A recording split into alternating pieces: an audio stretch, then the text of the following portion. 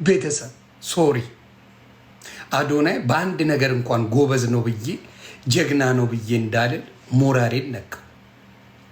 ሞራሌን ነካው አዶናይ። ወደ ገደለው እንሂድ።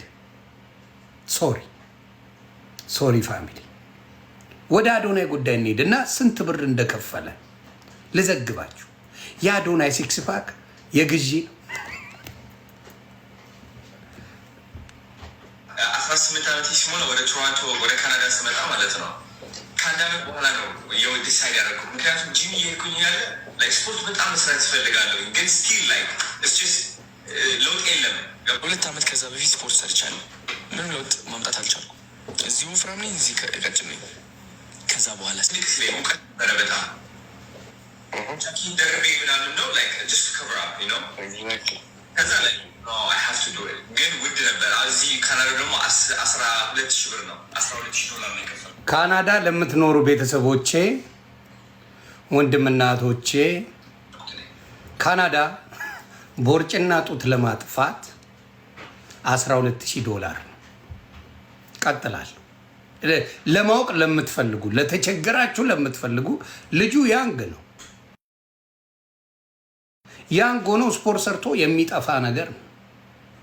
አዶናይ በቡታንታ ሲክስ ፓክ እንዲያለ የተነሳብን እንዲየተወጣጠረ የተነሳብን $12,000 ነው። ቤተሰብ እንዲያለ በቡታንታ የተነሳብን ለካ እንደ ሽቦ አልጋ ወጥረው ሰርተውት ነው።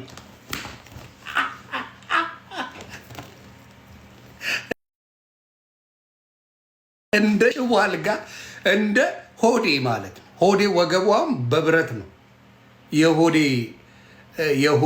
የዝሆኔ ሆዴ ጀርባው ወገቡ በብረት ነው ተጠግኖ ያለው። አሁን ብረቱ ዘነፍ ካለ ሆዴ የለ፣ ወዲያው ወደ ዊልቸር ላይ ነው የሚገባው ሆዴ። ታውቃላችሁ። እና አዶናይም ሽቦ አልጋ ናት እንዲህ ተወጥራ የተነሳችብን። ሲክስ ፓኳ የትም ስለማይሄድ ነው፣ የትም አይሄድም። እንጨርሰው።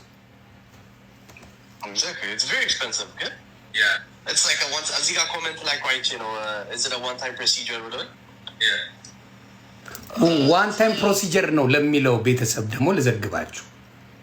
ፕሮሲጀር አለው። አንዳንዴ ጥሩ ከከፈላችሁ ወዲያው ጥግንግን አድርገው ይልኳችኋል።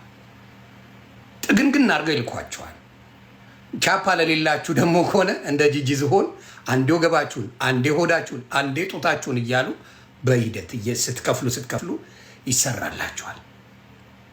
አሁን የጂጂ ዝሆን እምብርት በጣም ብዙ ነበር፣ ከላይ እስከታች ነበር እምብርቷ። ታስታውሳላችሁ? አልከፈለችም ነበር፣ ዝሆኗ አልከፈለችም ነበር። ሙሉ ሂሳብ ስላልከፈለች እምብርቷን ተመልሰሽ እንድትመጪ ብለው ቀደዱት እስከ መጨረሻው እና እምብርቷ እስከታች ነበር። የዝሆኗ እምብርት እስከታች ድረስ ነበር። ሂሳብ ሲጨርስ ነው እምብርቷን ቦታው ላይ የሰሩላት። እና ወደዚህ እንመለስ፣ ወደ ፕሮሲጀሩ። አዶናይ 12,000 አንጠፍጥፋ ከፍላለች። እኔ ደግሞ ነገርኩት ማን መሆን እንዳለበት። ሰማኝ ቦታ ሲያዘልኝ። አሁን በርገር ብበላ የፈለጉትን ነገር ብበላ እግዚአብሔር ነው የምልሽ፣ ቅርጽ ስቲል አሪፍ ነው። አሁን በርግ አሁን ማትብሉ ምናምን ነበረ። 18 ዓመት ሲሞላ ወደ ቶሮንቶ ወደ ካናዳ ስመጣ ማለት ነው።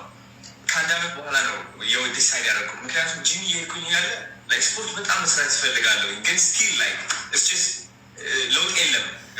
አዶናይ በቃ ስንፍና ነው ያለሽ። እኔ እውነቱን ልንገርሽ አይደል አዶናይ ብራተር ሰነፍስ